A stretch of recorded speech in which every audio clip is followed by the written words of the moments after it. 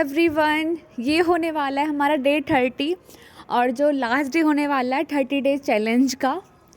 और इस ईयर के साथ हमारे ये चैलेंज भी ख़त्म होता है और आगे भी ऐसे चैलेंजेस आते रहेंगे, वो कोई बड़ी बात नहीं है।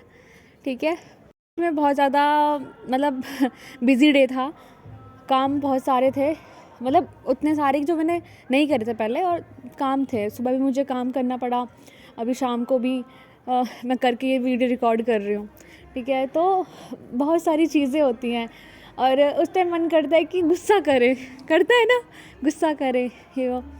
हालांकि मेरे मन में भी आया था खाना बनाते हुए कि गुस्सा करें, तो मैं कहा गुस्से से नहीं, प्यार से टैकल करना है चीज़ों को, प्यार से। यही तो नज़रिया सीखा है हमने 30 डेज़ में। क्या सीखा है हमने?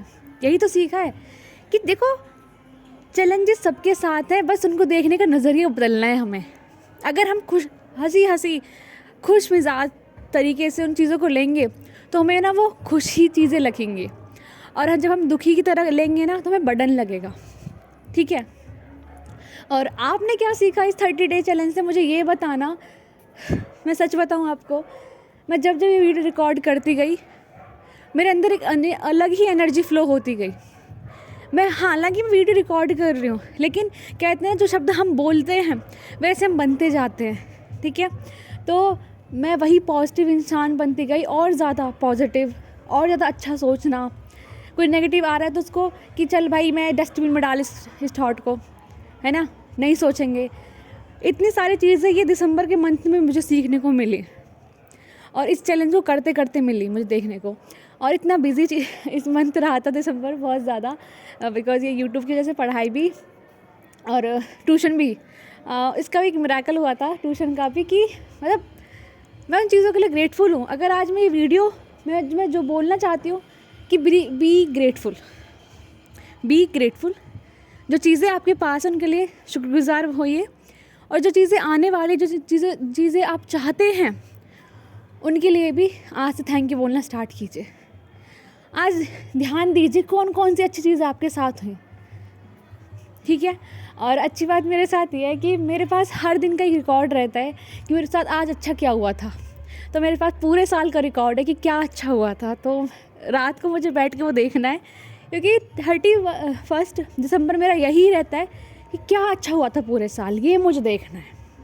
ठीक है, और 2025 की तैयारी, हालांकि मैंने तैयारी पहले ही कर चुकी हूँ। मैं क्या चीज़ें मुझे चाहिए, क्या चीज़ें हैं मेरे पास, उसकी तैयारी मैं पहले ही कर चुकी हूँ। तो आज बस ग्रेटफुल होना है उन सब चीज़ों को याद करके। तो हो सके तो आप भी ध्यान करना भगवान का, उनको थैंक यू बोलना आज इस साल में आपको सुरक्षित रखने के लिए, क्योंकि कई लोग ऐसे भी हैं जो आज इस संसार में नहीं है। ठीक है, आप जिंदा हो, आपकी फैमिली आपके साथ है, बी ग्रेटफुल।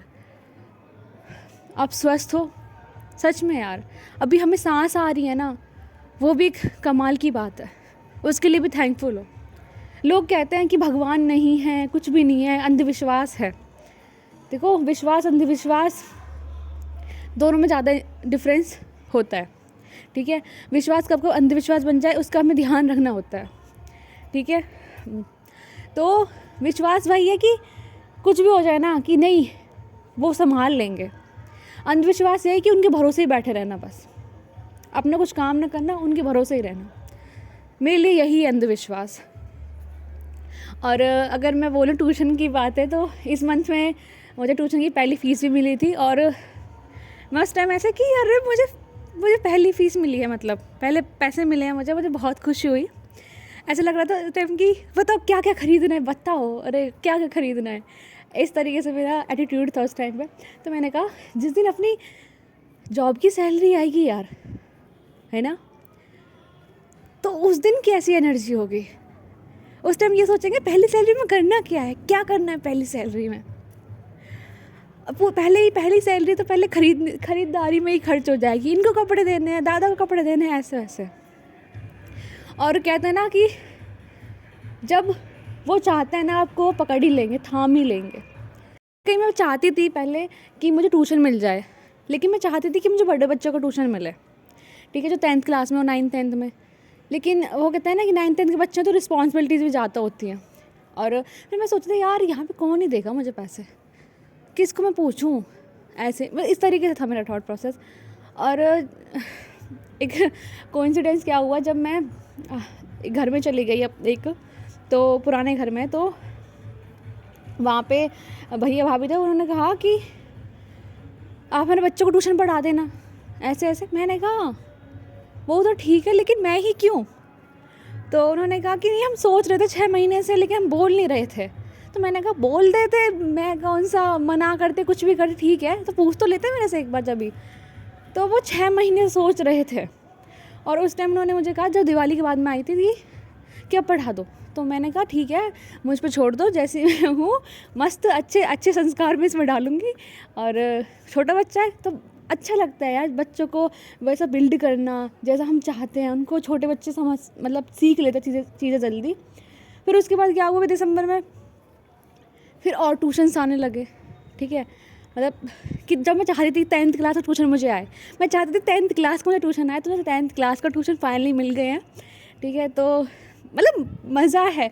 और आज भी एक और नए ट्यूशन मतलब हुआ आए, 2 घंटे हैं जिसमें मैं खेल खेल में सीखती हूँ। कहते हैं ना बच्चा खेल खेल में सीखता है और इजीली सीख लेता है। तो बस मेरा यही था कि मैं कम टाइम दूँ, मुझे नॉलेज भी आ जाए और मुझे पैसा भी आता रहे, कि जिससे मुझे घर के आगे मुझे बोलना ना पड़े पैसे के लिए और मैं खुद के खर्चे खुद भी उठा सकूँ। और वो टाइम आ चुका है।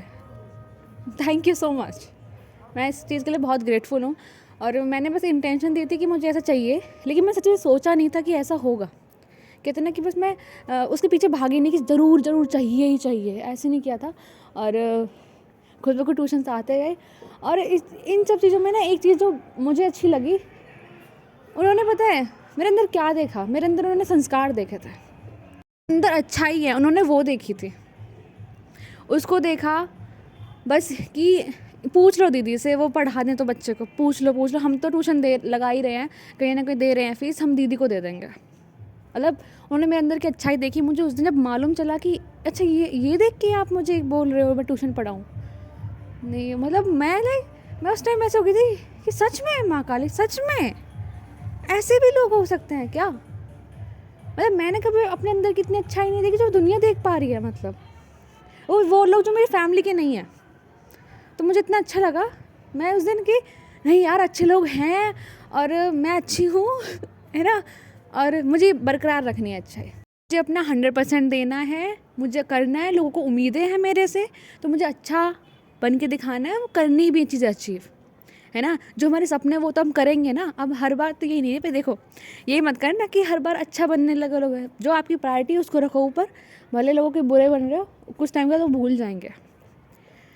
अच्छाई जो किसी को उल्टा ना बोलना, किसी के लिए गलत नहीं बोलना, वो अच्छाई देखी थी उन्होंने मेरे अंदर। बहुत ज़्यादा खुश हूँ और मेरा 2024 बहुत अच्छा रहा। मैं थैंकफुल हूँ कि 2024 मेरी ज़िंदगी में आया और बहुत चीज़ें मैंने एक्सप्लोर करी, बहुत यूनिक एक्सपीरियंस था। मैं दिल्ली भी रही, अपना स्टैंड लिया था और पहली बार अपना स्टैंड लिया था उस टाइम जब मैं दिल्ली गई थी। तो आप भी आज अपनी 2024 की सारी बातों को याद करो, थैंकफुल हो, 2025 की तैयारी करो। And thank you so much माँ काली, यूट्यूब पर मेरी नई फैमिली बनाने के लिए। थैंक यू सो मच माँ काली।